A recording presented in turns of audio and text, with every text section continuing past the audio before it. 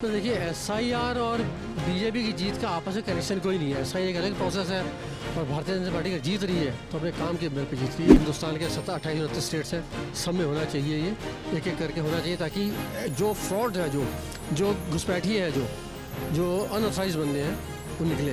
लोग जो है बॉर्डर पार से अंदर घुस रहे हैं, सालों साल रह रहे हैं यहाँ पे, डेमोग्राफी चेंज कर रहे हैं। मुझे बेहतर है कि एसआईआर हो, जल्दी हो। पक्ष को बोलो पहले अपना माइंड सेट कर ले। कभी कहता है कि जो वोट कट रहे हैं, वोट हटा रहे हैं, कभी कहते हैं वोट बढ़ा रहे हैं। पहले आप जो हो पत्रकार हो, विपक्ष को बोलो भैया पहले एक चीज़ पे टिक जाओ। वोटर का तो बदला गया, वो पोलिंग बूथ पे गया, वोट डाल के आ गया, किसी को क्या मालूम से किसको वोट दिया। आज से 3-4 साल पहले जम्मू कश्मीर में भी मुफ्ती मोहम्मद ने कहा था ना कि अगर 370 हटी, खून नदियाँ बह जाएंगी, तिरंगे में लाशें आएंगी।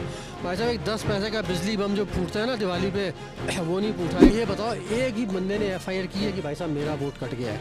अगर होता तो आते ना, तो बंगाल में ये होगा, जो सही वोटर है, जो जनरल वोटर है वो रहेगा, बाकी जो फर्जी है वो निकल। नमस्कार, मैं शिवम चौबे और आप देख रहे हैं सौगंध टीवी।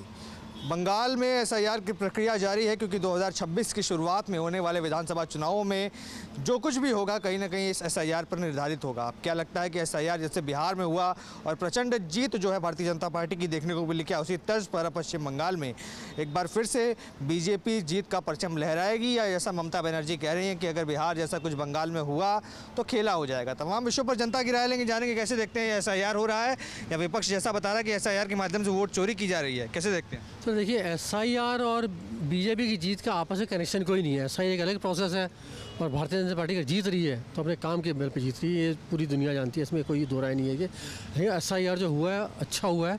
ये तो कई साल पहले हो जाना चाहिए था, लेकिन चलो ठीक है, दे रहा है, दुरुस्त है। मैं तो कहता हूँ बाकी जितने हिंदुस्तान के 28-29 स्टेट्स हैं, सब में होना चाहिए, ये एक एक करके होना चाहिए ताकि जो फ्रॉड है, जो घुसपैठिए हैं, जो अनऑथराइज बंदे हैं वो निकले। क्योंकि भैया भारत कब तक जो है उनको खिलाएगा बैठ के।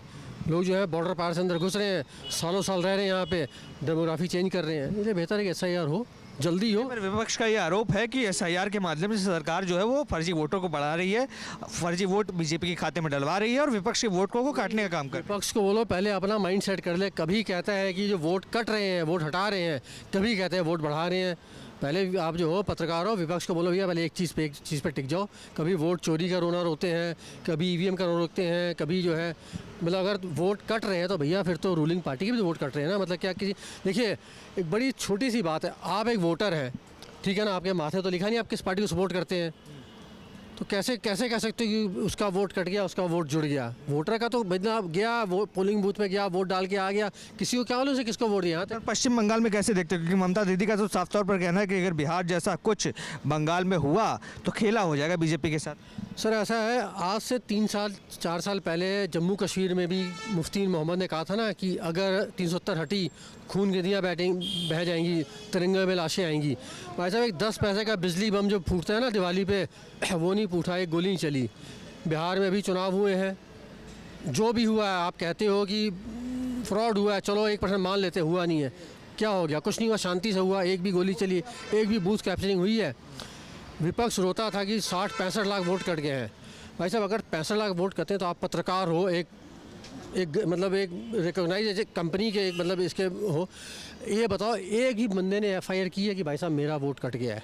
अगर होता तो आते ना, तो बंगाल में ये होगा, जो सही वोटर है, जो जनरल वोटर है वो रहेगा, बाकी जो फर्जी है वो निकल रहे हैं। क्या लगता है कि बिहार में जैसे आपने बताया 60 से 65 लाख वोट कटे थे, तो पश्चिम बंगाल में अगर एसआईआर होता तो कितनी उम्मीद करते हैं कि कितने घुसपैठिए होंगे, कितने ऐसे नाम होंगे जो वोटर लिस्ट से काटे जाएंगे। सर देखिए बिहार से कहीं ज़्यादा होंगे क्योंकि बॉर्डर स्टेट है।